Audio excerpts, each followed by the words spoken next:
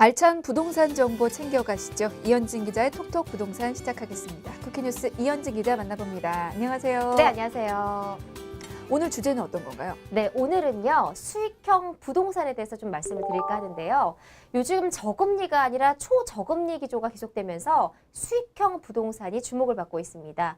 실질적으로 은행에 돈을 넣어봐야 뭐 이자가 얼마 되지 않기 때문에 그것보다 나은 오피스텔이나 상가, 빌딩으로의 투자를 이제 생각하시는 분들이 굉장히 많은데요. 그래서 수익형 부동산의 특징은 무엇이고 또 어떤 점을 유의해서 투자해야 되는지 자세하게 알려드리도록 하겠습니다. 네, 자 수익을 창출할 수 있는 수익형 부동산에 관련된 정보 오늘 살펴가시기 바라겠습니다. 자, 여러 수익형 부동산 중에서도 먼저 저금리 시기의 대표적인 상품이죠. 오피스텔에 대해서 먼저 좀 살펴볼게요.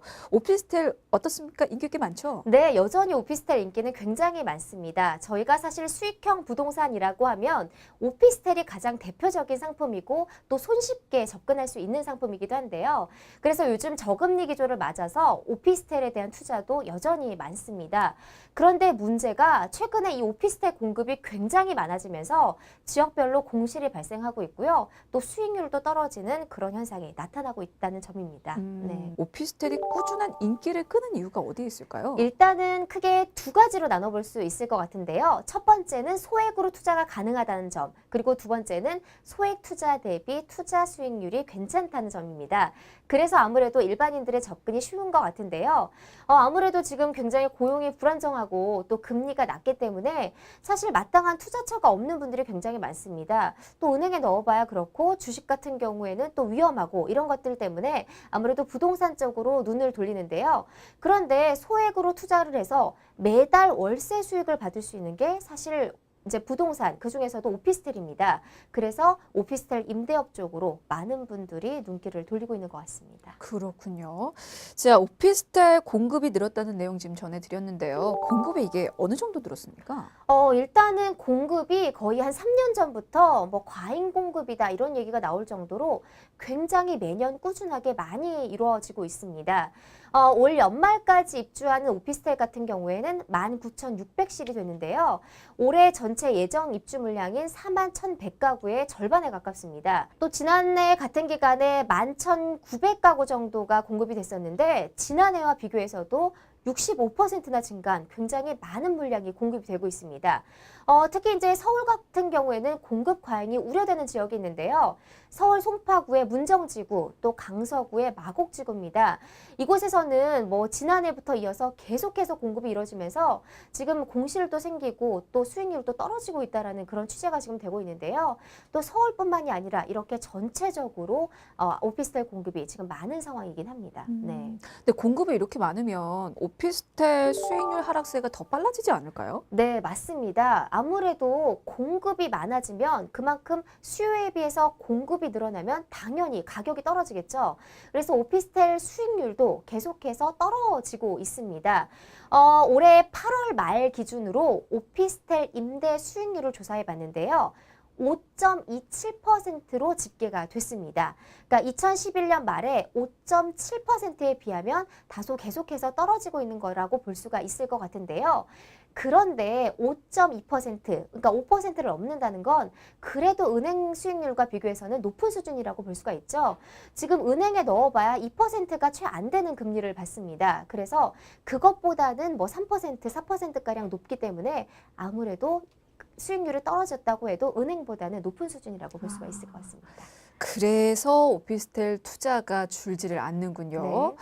알겠습니다. 그리고 이제 오피스텔 활용도에 대한 질문도 좀 드리고 싶습니다. 오피스텔 투자가 이제 거주나 사무실로 주로 임대를 하게 되는데 이게 그 외에 다른 활용도 가능합니까? 네, 그렇습니다. 사실 오피스텔은요, 법적으로 주거형하고 업무형으로 나눠져 있습니다. 그런데 이 오피스텔을 그냥 집에서 살거나 아니면은 뭐 임대해서 사무실로 쓰거나 이런 방식 말고 요즘에 굉장히 특이한 방법으로 활용을 하고 있더라고요. 에어비앤비라는 투자가 지금 많아지고 있는데 한창 떠오르는 그런 투자 상품으로 지금 주목을 받고 있습니다. 저희가 에어비앤비라고 하면 우리가 여행에 갔을 때 뭐 그 잠시 그 대여해서 쓰는 곳 이렇게 생각하시는데요. 맞습니다. 한국에 중국인 관광객들이 많이 늘어나면서 이 오피스텔이나 오피스텔을 빌려서 뭐 하루 이틀 아니면 뭐 단시간 동안 빌려줘서 금액을 받는 건데요. 사실 이게 굉장히 수익률이 높은 것으로 알려져 있습니다. 그래서 많은 분들이 요즘에 사업 아이템으로 에어비앤비를 생각하시는 분들이 굉장히 많아지고 있고 이런 열풍이 지금 굉장히 급격적으로 확산되고 있는 상황입니다. 에어비앤비. 네. 그러면 그런 주택 공유 사업이 아무래도 국내 주택 시장의 판도를 좀 바꾸는 변수로 작용을 할 수도 있겠군요. 네, 아무래도 이제 새로운 패러다임을 가져올 수 있다라는 생각이 드는 게요. 지금 보통 이제 임대라고 하면 저희가 전세나 월세 혹은 반전세 이렇게 세 가지밖에 없습니다. 그런데 이 에어비앤비는요, 굉장히 특이한 방식으로 수익 모델이 창출돼 있습니다. 제가 앞서서 뭐 하루나 뭐 3시간, 4시간 이렇게 임대하는 경우도 있고요. 그래서 시간 단위별로 금액을 받거나 뭐 하루 금액을 받는 거의 호텔 형식으로 운영이 되고 있습니다. 그래서 기존에 이제 뭐 전세나 월세 이런 형식이 아니라 굉장히 특이한 방식으로 지금 운영이 되고 있기 때문에 좀 새로운 모델로 지금 제시가 되고 있는데요. 그런데 이 에어비앤비를 신고하지 않고 영업을 하시는 분들이 또 굉장히 많더라고요. 그래서 지금 지방자치단체에서도 거의 지금 손 놓고 있기 때문에 뭐 단속을 하지 않는 실정이기 때문에 곳곳에서 불법으로 영업을 하는 에어비앤비가 굉장히 많습니다. 그런데 꼭 알아두셔야 할 대점이 도시 민박업으로 꼭 등록을 해야만 이 에어비앤비로 영업을 할 수가 있습니다. 그래서 그렇지 않을 경우에는 불법이니까요. 이 내용 꼭 기억하셨으면 좋겠습니다. 네, 몰라서 또 신고를 안 하실 수도 있기 때문에 이 점도 미리 알아두시면 좋을 것 같습니다. 자, 오피스텔에 이어서 수익형 부동산 하면 또 상가 빠뜨릴 수가 없습니다. 물론 좀 투자금이 많이 들어서 그게 흠이긴 하지만은 그래도 안정적인 월세를 추구하시는 분들에게는 뭐 이게 사실 연금 복고처럼 네. 로망이 아닐 수가 없는데 상가에 대한 투자는 어떻습니까? 네, 일단은 지금도 상가에 대한 투자도 굉장히 많고요. 여전히 상가에 대한 관심도가 굉장히 높습니다. 사실 상가에 열풍이 불었던 건 지난해인데요. 지난해 상가에 대한 열풍이 불었지만 올해는 약간 식은 측면이 있습니다. 그렇지만 상가 역시 은행 수익률보다는 굉장히 높은 꾸준한 수익률이 있기 때문에 많은 분들이 주목을 하고 있는 것 같은데요. 상가 수익률을 좀 살펴봤더니 2011년 2분기를 기준으로 해서 3.7%가 됐어요. 그런데 상가 수익률은 점점 더 오르고 있는 현상을 보이고 있습니다. 올해 2분기를 기준으로 했을 때는 연 4.4%로 올랐습니다. 그래서 최근 7년 만에 지금 분기별로 거의 최고치를 찍고 있다고 볼 수가 있을 것 같은데요. 근데 이제 상가 같은 경우에는 한 번에 드는 금액이 많지만 꾸준하게 수익률을 올릴 수 있다는 점입니다. 왜냐하면 제가 앞서 말씀드린 오피스텔 같은 경우에는 공실이 일어날 수도 있고 또 중간에 비는 타임이 있지만 상가 같은 경우에는 한 번 들어가기 시작하면 그 유동인구가 계속 밀집이 되면 꾸준하게 수익률을 확보할 수 있다는 점인데요. 그래서 상가 시설을 선택을 할 때는 유동인구가 얼마나 되는지 여기에 배우 수요가 얼마나 되는지 이런 것들을 잘 판단해서 하신다면 상가 같은 경우에는 좀 좋은 투자처가 될 수 있을 것 같습니다. 그렇군요. 수익형 부동산으로 상가도 꽤 매력이 있네요. 그런데 투자할 때 유의할 점은 또 있을 것 같아요. 네, 상가 투자할 때도 굉장히 유의할 점이 많은데요. 상가는 오피스텔보다 몇 배 이상의 많은 금액이 들어갑니다. 그래서 더 신중하게 투자를 하셔야 되는데요. 일단 첫 번째는 제가 앞서서 입지 조건을 말씀을 드렸는데 입지가 안 좋은 상가를 선택하시면 오히려 손해를 볼 수 있고 수익률이 굉장히 떨어질 수가 있습니다. 이제 오피스텔 같은 경우에는 전국적으로 별로 이렇게 수익률 차이가 별로 없는데요. 그런데 상가 같은 경우에는 지역에 따라서 굉장히 많은 수익률 차이가 납니다. 그러니까 높은 곳과 그렇지 않은 곳의 차이가 많이 나기 때문에 그걸 좌우하는 게 바로 이제 입지입니다. 얼마나 많은 사람들이 왔다 가고 이동을 하는지 접근성이 좋은지 이게 굉장히 중요합니다. 그리고 요즘에 아파트 내 단지 상가가 굉장히 인기가 있는데요. 왜냐하면 아파트가 이미 조성이 되어 있기 때문에 일정 정도의 배우 수요를 그냥 무조건적으로 가지고 가는 겁니다. 그래서 그 아파트 단지 내에 있는 사람들이 이용한다는 그런 장점은 있는데요. 그렇다고 하더라도 아파트 가구 수가 적으면 또 문제가 될 수가 있습니다. 그래서 가급적이면 이제 대단지 위주로 선택을 하는 게 좋고요.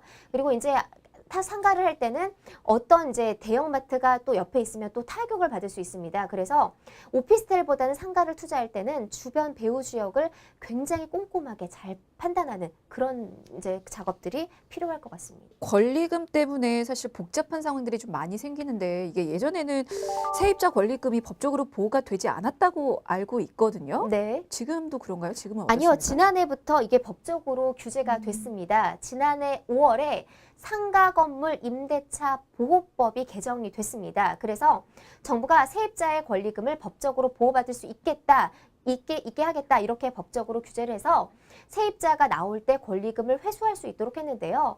그런데 이게 법적으로 규제는 돼 있지만 시장에서는 아직 정착이 많이 안 돼 있는 경우가 많다고 합니다.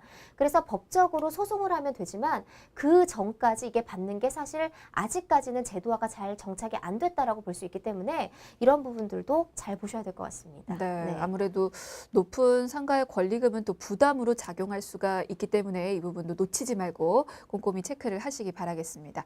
자, 오피스텔과 상가 먼저 또 알아봤고요. 이 외에 또 다른 수익형 부동산 어떤 게 있을까요? 네, 최근에 또 주목을 받는 상품이 바로 이 수익형 호텔이라는 건데요. 수익형 호텔을 좀 생소해 하시는 분들이 있더라고요. 근데 운영 방식이 좀 특이합니다. 보통 우리가 호텔을 운영할 때는 한 기업이 전체 호텔을 소유하고 있고 또 일반인들을 객실을 받아서 수익을 창출하는 구조인데요. 이 수익형 호텔 같은 경우에는 한 법인이나 그 회사가 수익형 이제 호텔을 짓습니다. 그리고 이거를 투자자들에게 모아서 분양을 하는 형태인데요. 그리고 나서 이제 운영이 되잖아요. 호텔이 운영이 되면 그 수익금을 다시 배분하는 형태입니다. 그래서 좀 특이한 방식이긴 하지만 요즘에 좀 오피스텔과 상가와 더불어서 좀 주목을 받는 상품이기도 합니다. 그러니까 네. 호텔 객실 하나에 투자를 하는 거네요. 네, 그렇습니다. 근데 이제 사실 대표적인 수익형 부동산이 뭐 오피스텔이라든지 상가잖아요. 네. 이런 것과 비교하면 어떤 차이점이 있을까요? 네, 가장 큰 차이점이라고 한다면 수익입니다. 그러니까 상가나 오피스텔 같은 경우에는 저희가 일정 정도 고정 수입을 보장을 받게 되는데요. 그런데 이 수익형 호텔 같은 경우에는 고정적인 금액으로 받을 수 있는 게 아닙니다. 그러니까 호텔이 잘 되면 더 많이 받을 수 있고요. 그렇지 않으면 더 적게 받는 겁니다. 그래서 이 호텔을 어떻게 운영하느냐에 따라서 이제 내가 받을 수 있는 금액이 굉장히 많이 편차가 있기 때문에 이런 점들이 굉장히 좀 특이하다고 볼 수 있을 것 같네요. 네. 고정적인 수익이 발생하지 않는다는 점에서는 좀 꼼꼼히 따져봐야 될 것 같은데 이게 수익형 호텔에 투자할 때 어떤 점을 좀 유의를 해야 될까요? 네, 일단은 가장 주의하셔야 되는 게 제가 앞서서도 말씀을 드렸지만 고정적인 수익이 아니라고 말씀을 드렸는데 그러다 보니까 간혹 이제 길을 가다가 전단지를 보면요. 높은 수익률만 써놓는 경우가 있습니다. 그러니까 뭐 15%, 16%를 보장해 주겠다 이런 걸 하는데요. 그런데 그거는 정말 잘 됐을 경우에 그 수익률을 보장받는 경우고요. 만약에 그렇지 않았을 경우에는 그보다 훨씬 더 못 미치는 수익을 보장받을 수 있다는 점입니다. 그래서 그런 전단지에 혹해서 투자하시면 절대 안 되고요. 이 얼마나 수익률이 될 수 있는지 잘 따져봐야 될 것 같습니다. 그런데 이 수익률을 좌우하는 게 바로 입지입니다. 어떤 입지에 호텔이 들어가 있느냐에 따라서 그 수익률의 차이가 굉장히 크게 많이 나겠죠.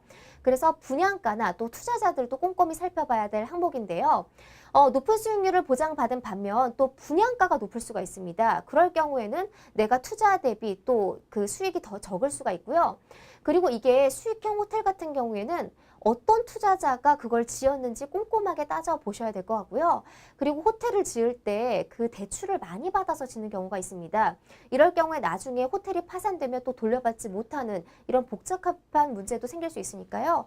또 어떤 투자자인지, 주변 시세는 어떤지, 또 수익률은 얼마나 나올 수 있는지 이런 점들을 꼼꼼하게 따져봐야 돼서 호텔을 투자하실 때는 더 이제 앞에 말씀드린 오피스텔이나 상가보다는 더 꼼꼼한 요건들이 필요할 것 같습니다. 그러게요. 저도 사실은 안정적인 투자를 선호하는 편이라서 그런지 이 수익형 호텔이 잘 모르고 무턱대고 투자했다가는 아무래도 좀 위험성이 너무 큰 상품이 아닌가라는 생각이 좀 들거든요. 네, 맞습니다.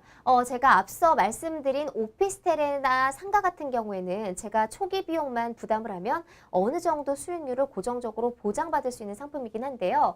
이 호텔 같은 경우에는 굉장히 편차가 크고 또 이제 많이 위험 부담도 천만한 게 사실입니다. 그래서 요즘에 이 수익형 호텔을 두고 허위성이나 과장 광고가 굉장히 많이 나오더라고요.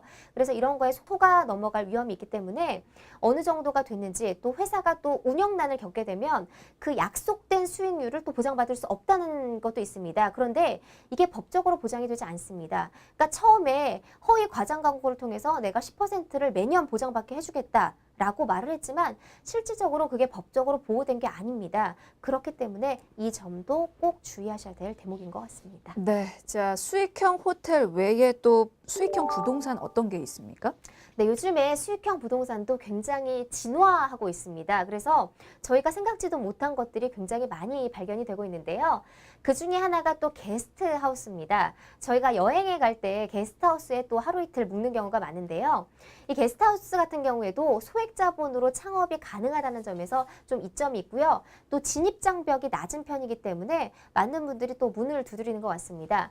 또 시설이나 시스템을 어느 정도 갖추고 있다면 또 여행지가 또 좋은 곳이라면 높은 수익률을 기대해 볼 수 있다는 그런 점도 있기 때문에 좀 많은 분들이 각광을 받고 있는 것 같고요. 다만 이제 이런 형태의 게스트하우스 말고도 요즘에는 섹션 오피스텔이라는 굉장히 특이한 것도 나오고 있습니다. 네, 섹션 오피스텔 이건 어떤 거죠? 네, 저도 사실 이 섹션 오피스텔이라는 게 좀 생소하긴 한데요. 많은 분들이 많이 못 들어보셨을 것 같습니다.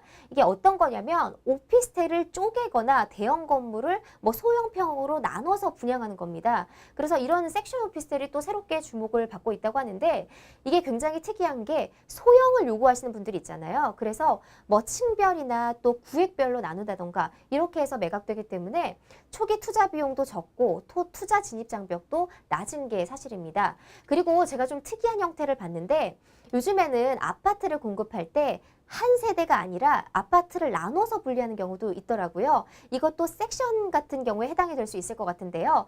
그러니까 이제 30평형대를 20평하고 10평으로 나눠서 20평형대는 내가 살고 10평대에는 뭐 월세를 주는 그런 형태도 있더라고요. 이렇게 해서 소형 평형을 이제 그 요구하시는 분들이 많다 보니까 오피스텔이나 뭐 사무실 이런 것들을 쪼개서 임대하고 또 재매각하는 그런 형태가 많이 늘어나고 있습니다.